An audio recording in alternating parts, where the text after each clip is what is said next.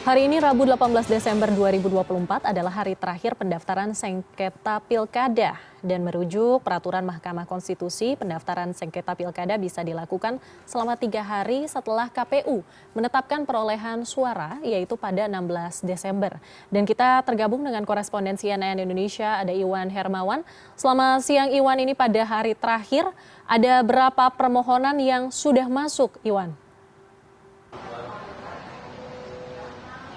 Ya baik, terima kasih Sarah, dan betul sekali memang hari ini merupakan hari terakhir untuk pendaftaran permohonan sengketa hasil pemilu kada, dan untuk sampai saat ini sesuai tadi dengan pertanyaan Anda, untuk sampai dengan saat ini yang sudah mengajukan permohonan untuk sengketa pilkada ini sudah ada total ada 296 permohonan yang masuk ke MK, di mana dari 296 itu 153 diantaranya diantarkan langsung atau didaftarkan secara langsung oleh kuasa hukum maupun dari calon bupati yang menggugat atau calon kepala daerah yang menggugat, dan 143 lainnya dilakukan secara online.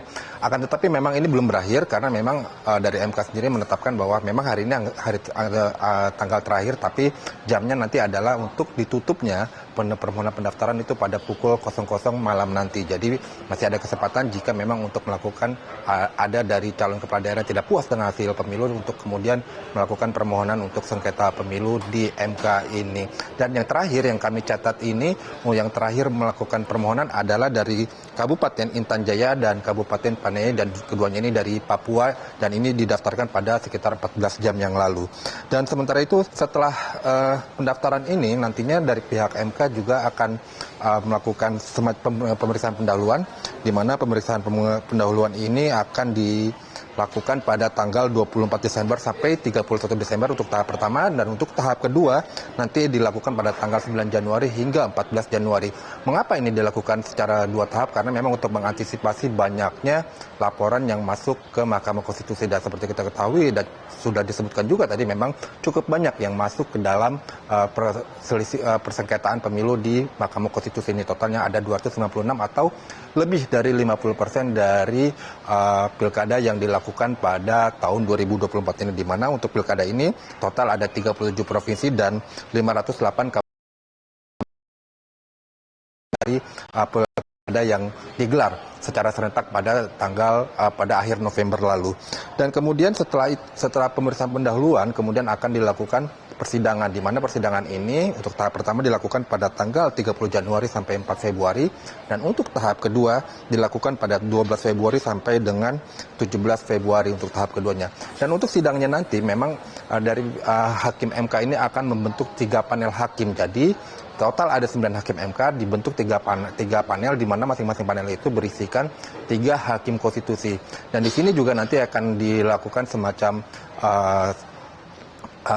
permusyawaratan dulu di antara hakim. Jadi jangan sampai ada hakim MK yang memiliki kepentingan ketika melakukan mengadili sengketa pemilu kada itu. Karena seperti kita ketahui memang ada satu daerah di mana memang ada keterkaitan antara salah satu hakim MK dengan calon kepala daerah yang bertanding seperti itu. Seperti misalnya di Pilkada Sumatera Utara, Gubernur Sumatera Utara, di mana calon gubernur yaitu Bobi Nasution memiliki kepentingan ataupun memiliki keterkaitan dengan salah satu hakim MK yaitu Anwar Usman. Jadi Anwar Usman tidak diperbolehkan untuk mengadili ataupun menyidangi kasus ataupun sengketa pemilu yang terkait dengan Sumatera Utara seperti itu, karena memang memiliki keterkaitan.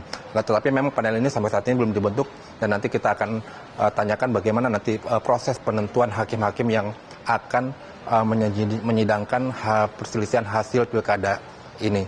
Dan kemudian juga setelah dilakukan persidangan, nanti hasil putusannya kita harapkan tentunya akan dibacakan pada tanggal 24 Februari sampai dengan 11 Maret, karena memang untuk persidangan ini kan banyak sekali, ada 200 lebih, 296, hampir 300 sidang yang akan dilakukan oleh Hakim MK. Oleh karena itu nanti untuk pembacanya pun akan dilakukan ada jeda waktu dari 24 Februari sampai dengan 11 Maret.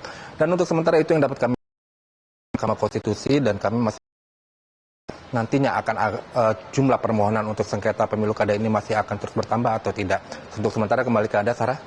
Baik, terima kasih atas informasinya koresponden CNN Indonesia Iwan Hermawan. Selamat kembali bertugas.